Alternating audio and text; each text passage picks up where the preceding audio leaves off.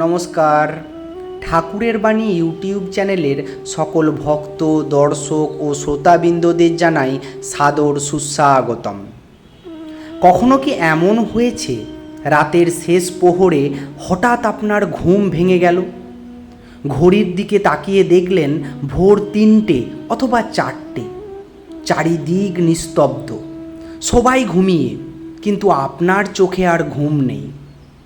ঠিক তখন কীরকম মনে হয়েছে আপনার? কেন আমার ঘুম ভাঙল? এটা কি শুধু শরীরের ব্যাপার, নাকি ঈশ্বর আমাকে কিছু বলতে চাইছেন? জীবনের কোনো গুরুত্বপূর্ণ পরিবর্তনের আগে কি এমন হয়? আরও একটি প্রশ্ন, কেন অনেক সাধক, সন্ন্যাসী, ভক্ত, এমনকি সাধারণ মানুষও বলেন যে ভোরের আগে জেগে উঠলে মন অন্যরকম হয়ে যায়? এটা কি কেবলই কাকতালীয়, নাকি এর পেছনে লুকিয়ে আছে গভীর কোনো আধ্যাত্মিক সত্য? আজকের ভিডিওতে আমরা কোনো কুসংস্কার বা মন গড়া গল্প শুনব না।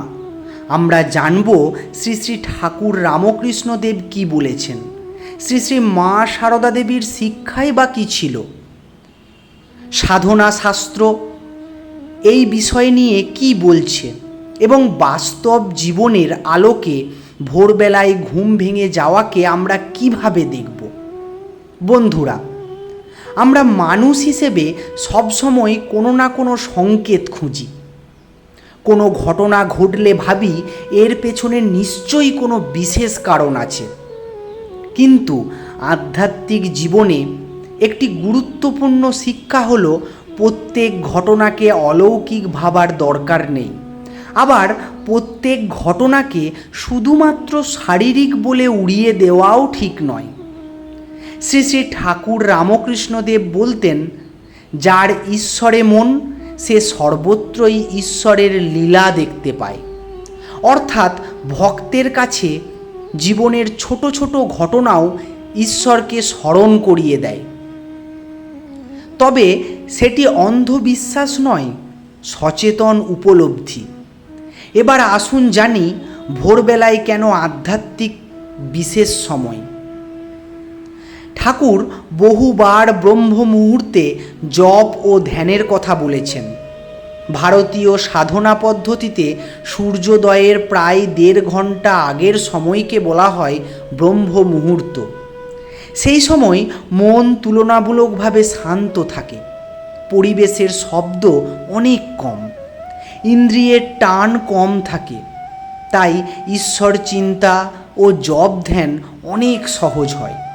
এখন প্রশ্ন হলো, আপনি যদি সাধনা নাও করেন, তবুও কেন অনেক সময় এই সময়ে ঘুম ভেঙে যায়? সত্য কথা হলো, সব সময় এর আধ্যাত্মিক কারণ থাকে না। অনেক সময় এর কারণ হতে পারে শারীরিক পরিবর্তন, মানসিক চাপ, দৈনন্দিন অভ্যাস, বয়স কিংবা ঘুমের স্বাভাবিক চক্র। কিন্তু আধ্যাত্মিক দৃষ্টিতে প্রশ্নটা অন্য। প্রশ্ন হলো, ঈশ্বর কি সেই মুহূর্তটাকে ব্যবহার করতে পারেন? উত্তর হলো হ্যাঁ, অবশ্যই পারেন। ঈশ্বর অনেক সময় বড় বড় অলৌকিক ঘটনার মাধ্যমে নয়, জীবনের সাধারণ ঘটনাগুলোর মাধ্যমেই আমাদেরকে ডাক পাঠান। শ্রী শ্রী ঠাকুর বলতেন, ঈশ্বরকে ডাকলে তিনি অবশ্যই সাড়া দেন। যদি কোনো মানুষের অন্তরে ভক্তির বীজ থাকে, তাহলে ভোরের নিস্তব্ধতা তার হৃদয়কে ঈশ্বরের দিকে টেনে নিয়ে যেতে পারে। আসলে ঘুম ভাঙা নয়, সেই টানটাই সবচেয়ে গুরুত্বপূর্ণ। শ্রী শ্রী মা সারদা দেবী বলেছিলেন, নির্জনে বসে নিজের দোষ দেখো। এই বাণীর গভীর অর্থ হল, নিজেকে জানার জন্য নীরবতা দরকার। আর ভোরবেলা সেই নীরবতার অন্যতম শ্রেষ্ঠ সময়। ধরুন আপনার ঘুম ভেঙেছে ভোর ৪টেই। আপনি যদি সঙ্গে সঙ্গে মোবাইল হাতে নিয়ে সামাজিক মাধ্যমে ব্যস্ত হয়ে পড়েন, তাহলে সেই মূল্যবান সময় আপনার নষ্ট হয়ে যাবে। কিন্তু যদি মাত্র 10 মিনিটও আপনি জপ করেন, প্রার্থনা করেন অথবা ঈশ্বরের প্রতি কৃতজ্ঞতা প্রকাশ করেন, তাহলে সেই সময় আপনার জীবনে আশীর্বাদে পরিণত হতে পারে। বন্ধুরা, আরেকটি বিষয় মনে রাখা খুব জরুরি। সত্যিকারের আধ্যাত্মিক অভিজ্ঞতা কখনো মানুষের অহংকার বাড়ায় না। ঠাকুর শিক্ষা দিয়েছিলেন, আসল আধ্যাত্মিকতা মানুষের মধ্যে নম্রতা, ভালোবাসা, করুণা ও পবিত্রতা বৃদ্ধি করে। তাই ভোরে ঘুম ভাঙলে নিজেকে প্রশ্ন করুন, আমি কি আগের চেয়ে একটু বেশি ভালো মানুষ হচ্ছি? এই প্রশ্নটাই হচ্ছে আসল। এখন প্রশ্ন, যদি আপনার ভোরবেলায় ঘুম ভাঙে বারবার, তাহলে কি করবেন? প্রথমত, ভয় পাবেন না, এটিকে অশুভও মনে করবেন না, আবার অতিরঞ্জিতও করবেন না। শান্তভাবে বসুন, কয়েক মিনিট নাম জপ করুন, প্রার্থনা করুন।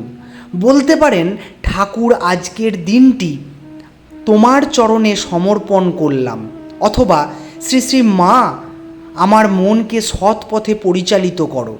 এইটুকুই যথেষ্ট। মনে রাখবেন, আধ্যাত্মিক জীবনের সবচেয়ে বড় ইঙ্গিত হল ঈশ্বরের দিকে মন ফিরিয়ে দেওয়া। যদি ভোরে ঘুম ভেঙে যাওয়ার ফলে আপনি একটু প্রার্থনা করেন, একটু শান্ত হন, একটু ভালো মানুষ হওয়ার চেষ্টা করেন, তাহলেই সেই ঘটনা অর্থপূর্ণ হয়ে ওঠে। ভিডিওটি যদি আপনার ভালো লেগে থাকে তাহলে অবশ্যই লাইক করুন, শেয়ার করুন এবং ঠাকুরের বাণী ইউটিউব চ্যানেলটি সাবস্ক্রাইব করে আমাদের সঙ্গে থাকুন।